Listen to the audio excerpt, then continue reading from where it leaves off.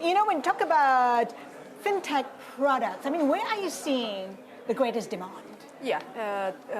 Actually, we see a lot of demands because currently we are offering a lot of assistance to the banks, insurance companies, and also security companies, different type of financial institutions. So what we see is actually the demands from these financial industries is actually pretty huge because normally their core banking systems has been more than 10 years old, but their users group are changing because more and more users are adopted to the internet, mobile banking, so on and so forth. So they have that kind of a demands to use the cutting edge technologies in their systems.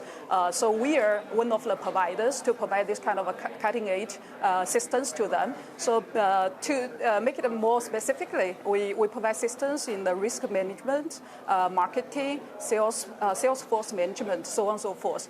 We see huge demands in all these kind of solutions. Huge demand users in terms of customer base. Where do you see the most potential? I think it's starting from the marketing part because it's actually the interface with the customers, the personal use all this. So using this kind of technology, so we can make the process, the financial process, more convenient, more efficient.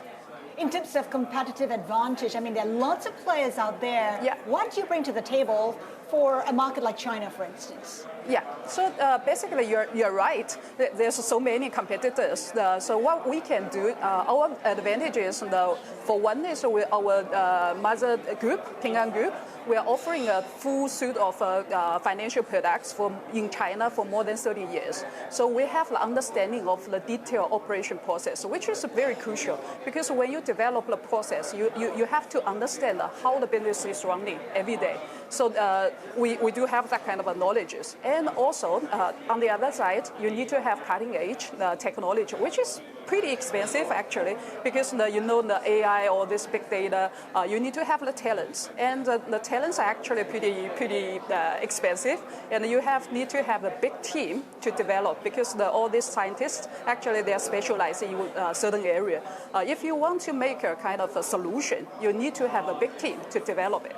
So that's why. So we say one side is experience, another side you need to have a strong capability in the technology. So I think that's where we have advantages. You talk about inside knowledge in China because you're a Chinese company, but how about overseas market like Japan, like Southeast Asia? Yeah. So we opened our first branch in Singapore last year, and also we opened another office in Jakarta. So in Japan, we have a JV with one of our shareholders in Japan. So I think for this other country, we will partner with some of the local partnership, and also some of the technologies is actually can be applied, no matter in which country, because in the financial industry, some of the processes are quite similar across different countries. So earlier we talked about how there are lots of players, fintech companies, more than 100. Do you see consolidation? Would that happen maybe in the next 2 to 3 years? Could be, yeah. We see this actually more and more companies are more focused on the fintech area, big and small. Now I think it's more than 100. It could be several hundred already. Some of them is specialized in certain area. Some of them, as us, is actually providing a one-stop solutions for the banks. Starting from the consumer side till the SME side, everything. So I think maybe in the next following years, you probably will see some consolidation. Yeah. Any numbers that you can come up with? How many players would make sense? It's hard to say. It's a market. So it quite depends on which area, and also the technologies is actually changing. So we still see a lot of smaller companies and startups specialized in certain areas, and we will see. I think there will be more and more big companies stepping into this area. When you take a look at the profile of your clients, they're mainly big institutional clients. Can you give us a sense of the kind of revenue that can be generated from these clients? Yeah, when we're talking about the bank clients we are serving, actually there's a different type.